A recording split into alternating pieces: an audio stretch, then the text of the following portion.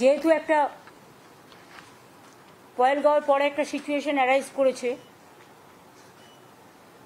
সবাইকেই মোটামুটি নিজেদের ভান্ডার রেডি রাখতে বলেছে। বাই চান্স আপনি বললেন কাশ্মীরের উপর দিয়ে যাবে, কিন্তু বাই চান্স যদি আমাদের এখানে হয়, তখন যেন লোকে কোনো প্রবলেমে না পড়ে। আর এই সময়টা কিন্তু টাকা ইনকামের নয়, এই সময়টা হচ্ছে মানুষের পাশে দাঁড়ানো। দেশের বর্তমান পরিস্থিতিতে যেন কালোবাজারি করে কেউ যেন দাম না বাড়ায়,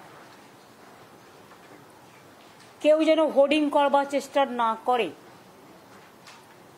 বর্ডার দিয়ে বেশি টাকা পাবো বলে অন্য জায়গায় মাল সাপ্লাই না করে।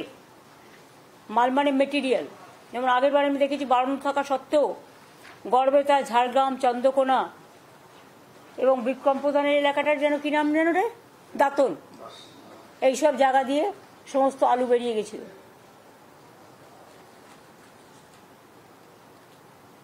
বর্ডারগুলোতে নজর রাখতে হবে। সিদ্ধিনাথ, তুমি দায়িত্বে আছো, প্রত্যেকটা ডিএম এর সাথে আমি বলবো রাজীব একটা ভার্চুয়াল করে নিক, এবং কেউ যেন ওই ট্রেনে করে পাঠিয়ে দিলাম সেট খবর রাখবে না, অত সহজা নয়। আর এইসব সময় এসব যারা করে না, এটা ক্রিমিনাল অফেন্স।